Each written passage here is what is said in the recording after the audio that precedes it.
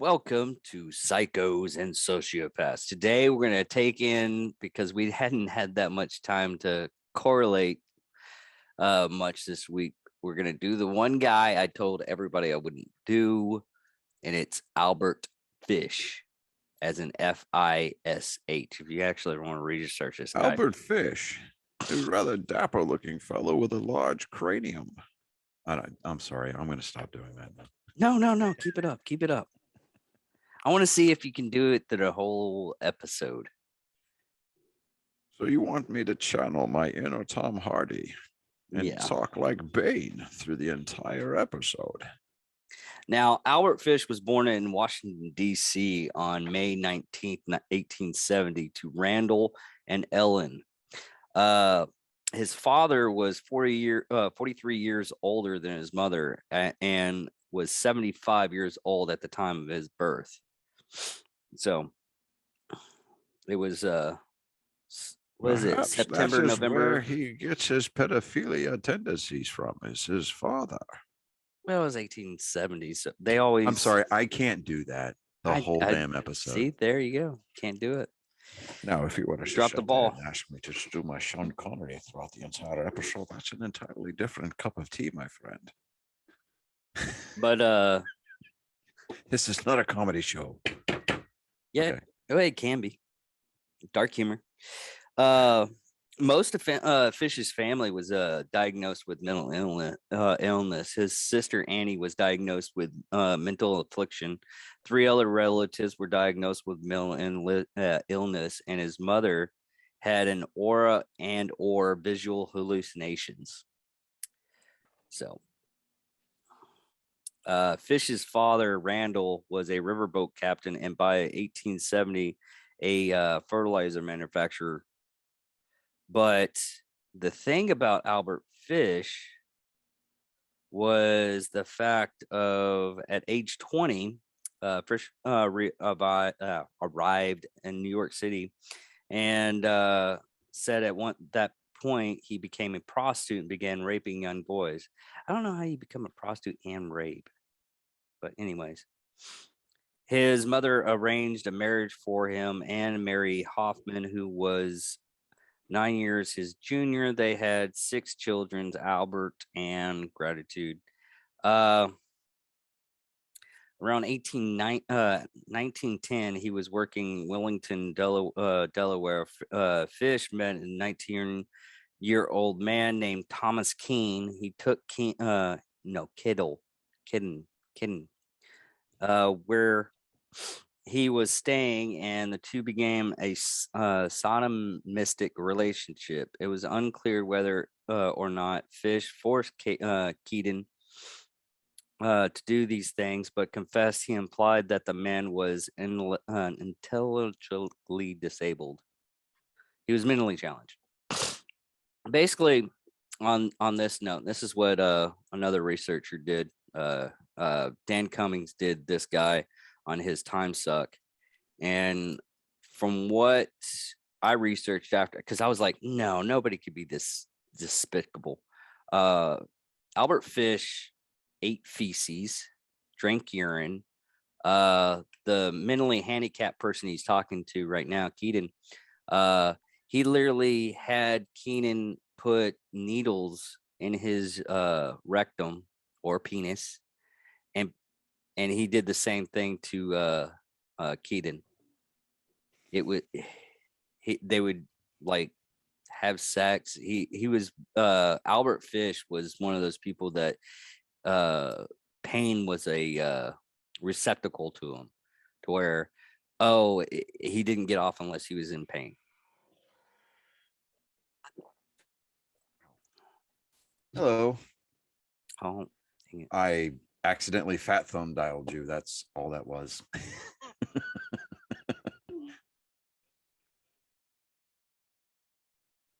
Nope. All squares in the house. I just, like I said, it was just a fat thumb.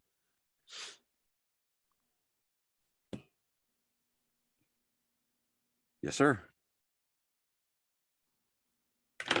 Told you he was going to call me back. I know. but he basically took him to something called a old farm house, and he began torturing him. And every once in a while, he would have him torture Fish.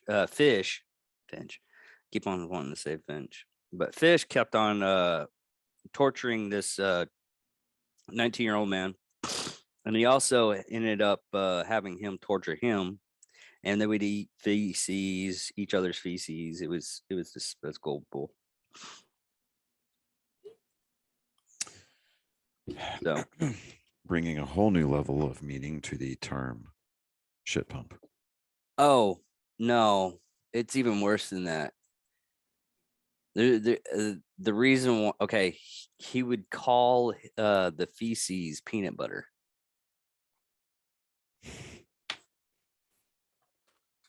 If you listen to Dan, if you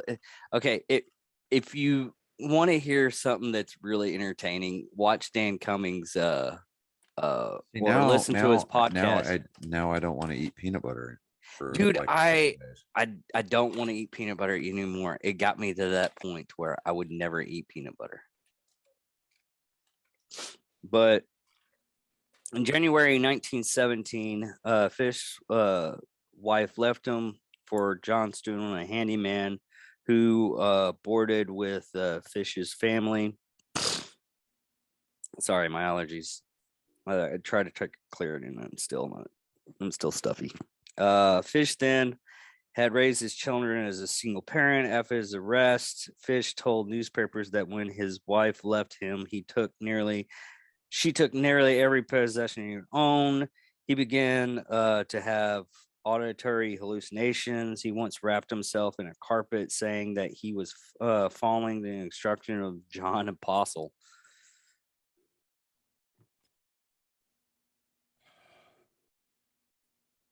But he embedded needles into his groin, which I said, but when he was arrested, x-rays revealed that Fish had at least 29 needles lodged in his pelvic region. Yeah. Which might lead one to think, it's probably not a good idea to use your bowels as a pincushion if you're going to, eat, period. No, it's worse. He also hit himself repeatedly with a nail-studded paddle and inserted wool doused in lighter fluid into his anus and set it on fire. Could you imagine if he farted? While Fish was never thought to have physically attacked or abused his children, he did encourage them and their friends to paddle his buttocks with the same nail-studded paddle he used to abuse himself. He soon developed a growing obsession with cannibalism, often preparing himself a dinner consisting solely of raw meat and sometimes serving it to his children. You know what? I'm done. Yeah. Like this dude. I told you. Wow. This guy is legitimately the most. This is the reason why I didn't want to do it.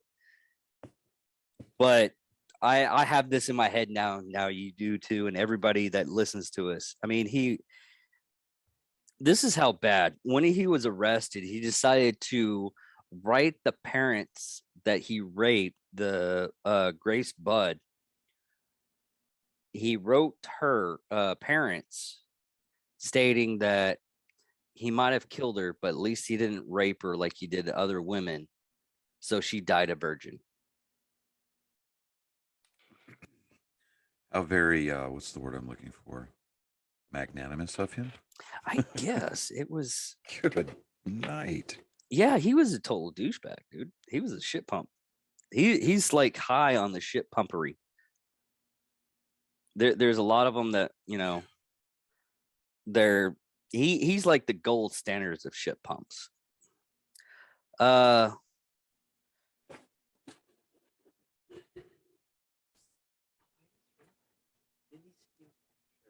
But yeah, he got a lot of his victims though, to where he basically got because at one point when he was living in New York, they were trying to get him. He was trying to get people to come in and audition for movies. And he's like, "Oh yeah, you'll be in showbiz," or as Dan Cummings does it, "Come on, everybody, we'll get you into showbiz." I can't do it just like he does. He does it really good. So he was basically casting couching people. Yes, raping them and killing them and then eating them.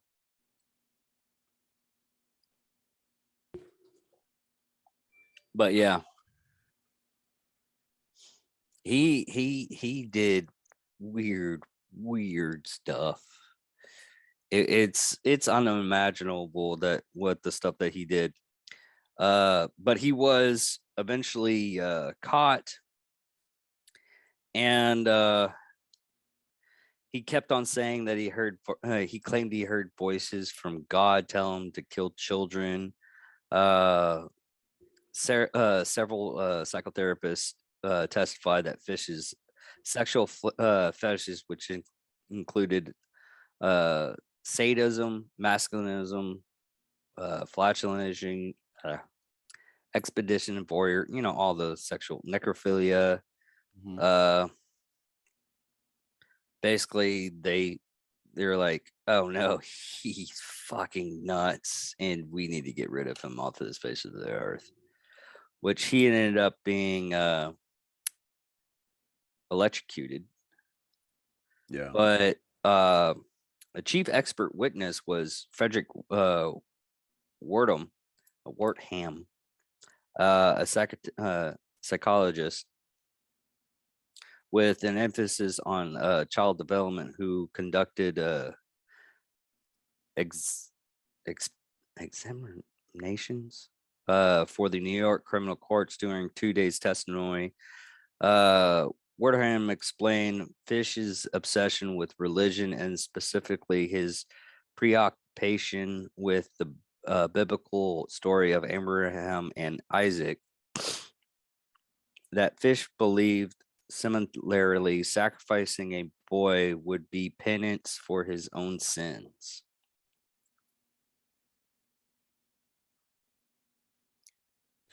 Sorry. The ALCS game one is tonight, and it's the Red Sox versus the Astros. So that's playing in the background right now. Oh, yeah, my coworker told me about that one. He was like, "Hey, you gonna watch that baseball game?" It's like, no, I don't watch baseball. My co-host will, and he will inform me of all the good stuff that would be happening or not happening. Yes, well, my girlfriend and her sister, who are Astros fans, are in smack dab in the middle of Red Sox Nation, visiting Boston, Massachusetts. Welcome to your own personal hell, baby. So they're either going to be watching it from the sanctity and quiet of their hotel room, where they're going to be out amongst the people, hearing, "Let's go Red Sox." No, you got to do it right. Huh? You got to do it right. Let's go with the Sox.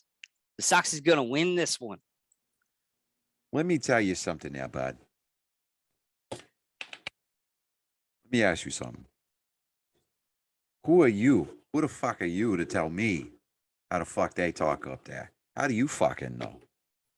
You think you come in here, act all fucking smart? All you doing is regurgitating some shit that I read on when I was bored the other week. The next thing you know, later on, you're going to read something else and you're going to think that you're fucking smart. You're going to pass that off as your own idea. Do you have an original thought in your entire fucking body? No, I don't think so. But, if you want, we could log off. We could go outside. We could talk about it after that. No, we won't even log off. We'll just go outside, see who is man to man, and we'll come back in. Now you've forgotten more about grappling level 1 and level 2 combatives than you probably know in your entire life. See, Plus, I don't fight fair. This is the weird you. And you're trying too hard. I can't. I am. I'm trying too hard. You're trying too hard. It doesn't come off naturally. I have to watch either The Departed or what's that other one? The Town. Okay. All right. Fine. Go watch it. Then you can come back, try to talk that shit like you're from the South or something. All you're going to be is just an ignorant fucking toothless Southie. Or Nobody I respects those or I people. could just listen to like Bill Burr for like 3 hours. Do what now? Just watch Bill Burr for like 3 hours. I'm not saying that it's okay to hit a woman, but there's reasons. No. And just so that we know, we're clear. No, I do not advocate domestic violence. It's deplorable. No kind of a man puts his hands on a woman for any reason. Just kind of putting that out there. Unless it's Chelsea, not Chelsea, but Hillary. Yeah, unless it's like defending kids, then that's the only thing. Or defending a However, nation if it's like I digress. Hillary Clinton. But no, he ended up just getting electrocuted. He was crazier than a shitbag. And I mean, just he tried to get rid of out of that electric chair forever. And they did a at a meeting with reporters after the execution. Fish's lawyer James Dempsey revealed that he was in possession of his client's final statement. This amounted to several pages of handwritten notes that Fish apparently penned in the hours just prior to his death. When pressed by the assembled journal that revealed the documents, he refused, stating, "I will never show it to anyone. It was the most filthy stirring and of obscurities that I've ever read." Could you imagine that? Someone going up, I was like, "Oh, what was his last words and everything?" I burnt them. I literally burnt them. They're in a fucking dumpster fire. I was afraid to piss on it because it might bring them back. Yeah. That's pretty deplorable person. Most filthy string of obscenities that I have ever read. So this guy, he didn't want to be put to death. He was okay with the fact that he was a demented individual. Yeah, and apparently this one was his entire family was crazy. So wow, it's one of those things. It's that family's line should have been like wiped out of existence. Left out, yeah. Someone should have destroyed that bloodline. So thoughts on this guy is basically we got to come up with something that just hands up on the like a deplorable like this guy. There's got to be a new word that we can come up with.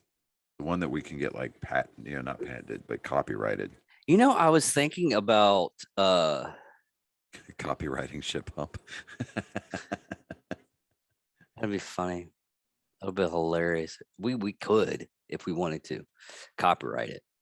But no, I was talking to my coworker today about it. He's like, "Oh, so you do 3 episodes, 3 different shows?" I was like, "Yeah, I do 3 different shows. They don't have like a big audience and everything, but we're still going up there."